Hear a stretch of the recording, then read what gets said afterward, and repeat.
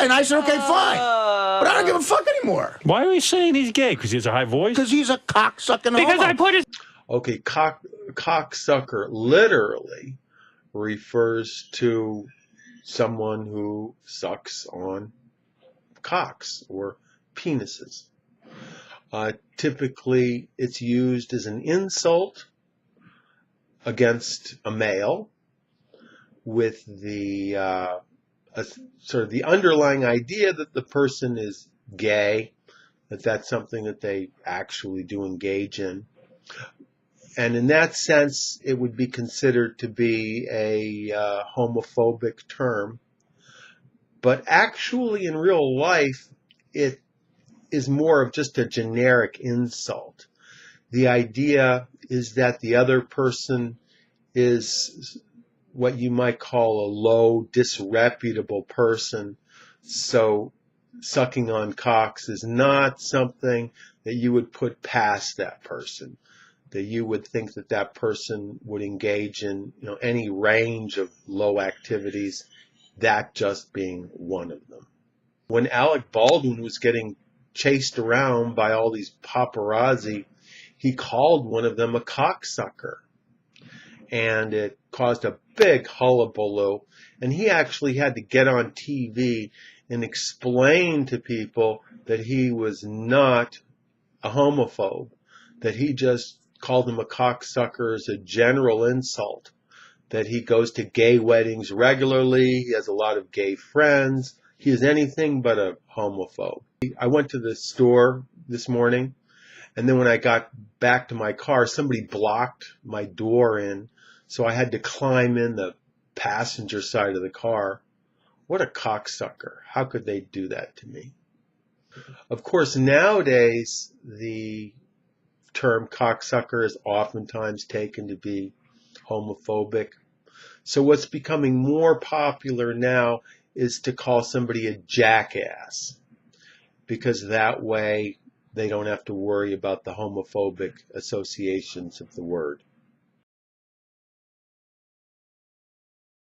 Promote my new CD, Eat My Balls, and yeah, got some things to get off my chest.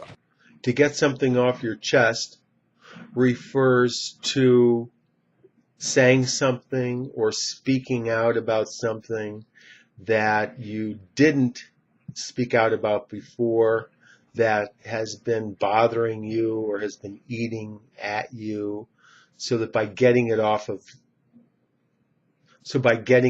your chest, you can be relieved of the anxiety and also possibly clear the air and resolve the problem if there's a reasonable solution.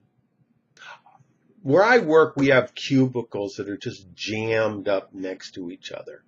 So the guy next to me, he used to wear perfume, and to top it off, he had bad breath. So he made it a very disgusting work environment for me. So finally, I had to get it off my chest and go to my boss and just tell him about the problem. And he moved me to a different cubicle, which was not so smelly. Most people don't realize this, but good police interrogators can actually get most criminals to confess quite quickly. Because when people do something wrong, more often than not, they want to get it off their chest, either to be relieved of the guilty burden or to brag about what they did. So good investigators will take advantage of this, and it usually leads to convictions, and that's where most convictions come from. If it weren't for this little piece of human nature, it would be very difficult to prove many crimes. There's this guy at work, he's just doesn't like me for some reason, very disrespectful, and finally I walked up to him and I said, just get it off your chest, how come you don't like me? And he said, it's because you're arrogant. I don't like arrogant people.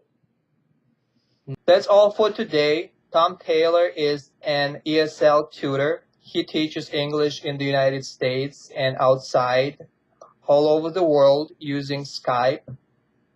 he can be reached at his website, which is ESL-fullsteamahead.com.